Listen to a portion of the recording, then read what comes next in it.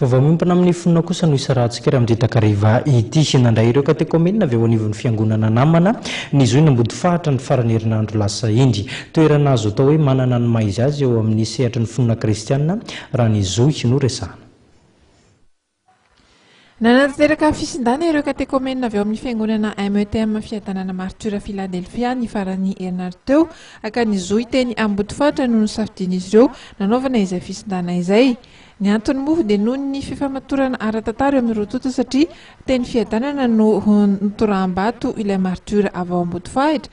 Izay no antony ahitany anarana hoe Martyra ao anatin' ireto fiangonana roa reto. Nisy ny fitsidiana ny zoy, nisy ihany koa ny fifantanterana fanompoam-pavahana tao anatin'ilay lavabato. Marihana fa tao anatin'ny zoy ao ambody fahatra io ihany koa nanaovan'ireo kristianina taloha ny fanompoam-pavahana tamin'ny fotoana fanenjehana ny fivavahana kristianina. Izao fisindana izao dia nanehoan'ny fiangonana rototo dia ny METM fiadana Martyra Philadelphia sy ny FJKM ambody fahatra Martyra fa na samihafa ny fiangonana dia iray ihany amin'ny finoanan Jesosy Kristy.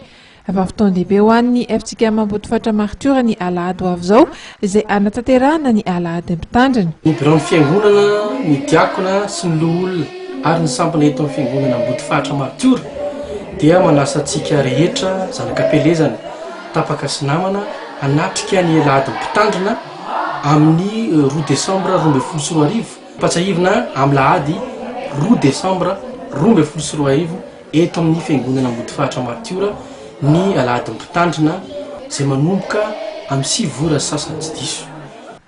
Araka ny fantatra dia misy ny panier de fruits izay ahitana voankazo isan-karazany amidy eny an-toerana amin'io alahady io ary ny vola azo amin'izany dia atokana ho fanamboarana ny akany.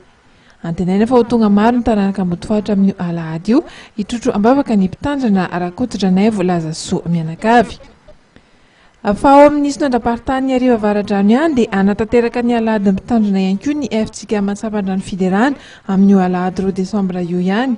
Io no fotoana hitrotrona ambavaka ny mpanompon'Andriamanitra dia ny mpitandrina rakoto mahanana loloha mianakavy sady hanohanana azy amin'ny alalan'ny valopy.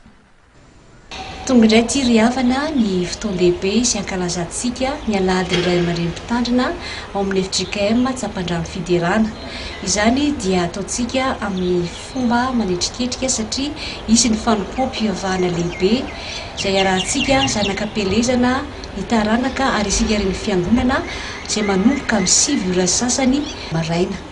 Efa nisy ireo valopy nozaraina nanomboka tamin'ny alahadin'ny fetin'ny taranaka ka amin'ny fotoana io no anangonantsika ireo fanomezana hita maso izay hoentsika amatsiana ny ray aman-dreny mitandrina mianakavy io. Dia mbola manainga antsika ry havana ho tonga maro amin'ny fotoana io ety amin'ny fiangonana FJKM Antsapandrano Fiderana ny 2 Desambra 2024 amin'ny 7 ora sasany maraina. Marihana fa dia ankalazan'ny faha-telopolo amin'ny 100 taona ny orenana ihany koa ny FJKM Antsapandrano Fiderana amin'ity taona 2024 avy iny ary maro ireo hetsika izay ho karakaraina amin'izany.